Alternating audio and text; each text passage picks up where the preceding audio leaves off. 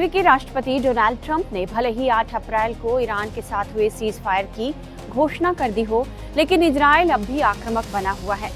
वह भले ही ईरान पर कोई हमले नहीं कर रहा, लेकिन लेबनान पर उसका गुस्सा बना हुआ है। एक तरफ अमेरिका ने ईरान के साथ सीज फायर की घोषणा की, दूसरी तरफ उसी दिन इजरायली वायुसेना ने 8 अप्रैल को हिजबुल्लाह के खिलाफ सबसे बड़ा हवाई हमला कर दिया। यह लेबनान पर किया गया अब तक का सबसे बड़ा हमला माना जा रहा है और संघर्ष विराम लागू होने के बाद पहले से तीव्र और घातक हमला है। मीडिया रिपोर्ट्स के मुताबिक महज 10 मिनट के भीतर 50 इजरायली लड़ाकू विमानों ने 160 बम बरसा दिए और राजधानी बेरूत का दम निकाल दिया। बेरूत समेत कई शहरों के कई इलाके खंडहर में तब्दील कर दिए गए हैं और भारी तबाही मच गई है। रिपोर्ट्स हैं इस हमले में 254 लोगों की दर्दनाक मौत भी हुई है और 1165 से ज्यादा लोग गंभीर रूप से घायल हैं। सबसे दर्दनाक तस्वीर और रुला देने वाला मंजर उन बच्चों को देखना है जो इस खूबसूरत दुनिया को देखे बिना ही मलबे के नीचे हमेशा के लिए दफन हो गए। इजरायली सेना ने यह घोषणा की कि वह तेहरान के साथ 2 सप्ताह के युद्ध विराम के बावजूद लेबनान में ईरान समर्थित आतंकवादी समूह से लड़ना जारी रखेगा। इजरायली रक्षा बलों ने कहा कि उसके हमलों ने बेरूत, पूर्वी बेका घाटी और दक्षिणी लेबनान को निशाना बनाया है। इसने बेरूत के दक्षिणी उपनगरों और दक्षिणी लेबनान के इलाकों में लेबनानी नागरिकों के लिए हमले से पहले निकासी की चेतावनी भी जारी की। नेतन्याहू ने इन हमलों को युद्ध शुरू होने के बाद से हिजबुल्लाह पर किया गया सबसे बड़ा प्रहार बताया। 8 अप्रैल की रात इजरायली पीएम बेंजामिन नेतन्याहू ने यह साफ किया कि युद्ध विराम केवल ईरान के साथ हुआ है। उन्होंने कहा कि हमारा यह साफ संदेश है कि जो कोई भी इजरायली नागरिकों के खिलाफ काम करेगा उसे निशाना बनाया जाएगा। हम जहां भी जरूरी होगा हिजबुल्लाह पर हमले करना जारी रखेंगे। वहीं इजरायली रक्षा मंत्री इजराइल काट्ज ने कहा कि आईडीएफ ने 8 अप्रैल को लेबनान में लगभग 200 हिजबुल्लाह लड़ाकों को मार डाला।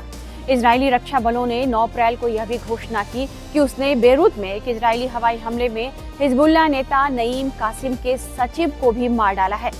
आईडीएफ ने कहा कि हर्षी कासिम का करीबी विश्वास पात्र और निजी सलाहकार था और उसने उसके कार्यालय के प्रबंधन और सुरक्षा में महत्वपूर्ण भूमिका निभाई।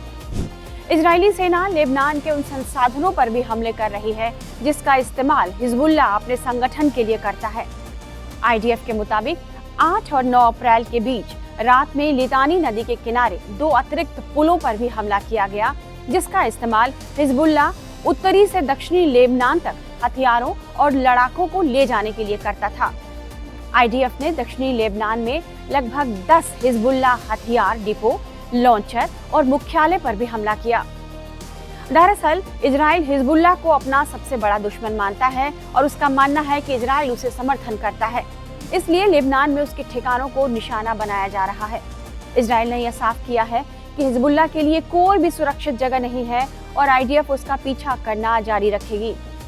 वहीं अमेरिका और ईरान के बीच संघर्ष विराम कराने का मध्यस्थ बने पाकिस्तान और ईरान ने यह दावा किया है कि युद्ध विराम की शर्तों में लेबनान पर हमले रोकना भी शामिल है। साथ ही ईरान ने यह भी चेतावनी दे दी कि अगर लेबनान में हमले तुरंत नहीं रोके गए तो वह ऐसा जवाब देगा जिसका उसके दुश्मनों को अंदाजा भी न होगा। लेबनान पर हो रहे इजराइल के सीज फायर के कारण अमेरिका ईरान के बीच हुए समझौते में भी दरारें दिखने लगी थी, लिहाजा अमेरिकी राष्ट्रपति डोनाल्ड ट्रंप ने इस मामले में दखल दी है। मीडिया रिपोर्ट्स में यह कहा जा रहा है कि इजरायली प्रधानमंत्री बेंजामिन नेतन्याहू ने अमेरिकी राष्ट्रपति डोनाल्ड ट्रंप से बातचीत करने के बाद लेबनान के मुद्दे पर नरम पड़ते नजर आ रहे हैं। उन्होंने गुरुवार को लेबनान के साथ सीधी बातचीत को मंजूरी दी है।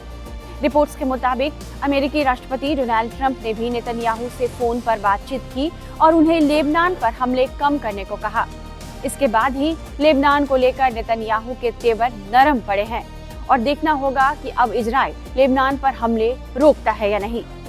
इस तरह के तमाम एक्सप्लेनर्स के लिए बने रहिए टाइम्स नाउ भारत के डिजिटल प्लेटफॉर्म के साथ। जीरो हमने इन्वेंट किया, हमने बताया दुनिया को जहां योग है वहां रोग नहीं। सबसे पुरानी सभ्यता है हमारी। गुलामी से तो और देश भी लड़े भाई, पर आजादी के लिए अहिंसा का रास्ता बस हमारा था। अपने पसीने से जमीन सींचता किसान और घर में घुसकर मारने वाले जवान बस इसी मिट्टी ने जने हैं। इसके हाथ ने जब थामा जज्बा तो इतिहास रचे, कदम बढ़ाए तो चांद का वो हिस्सा चूमा भाई जहां कोई कभी नहीं पहुंचा। आज पूरी दुनिया में शान से लहरा रहा है तिरंगा और इसके पीछे है गर्व से भरी अनगिनत कहानियां जो लिखी जा चुकी हैं और लिखी जा रही हैं, जिन्हें मैं सुनाऊंगा राष्ट्रगर्व रोज शाम 6:25 पर।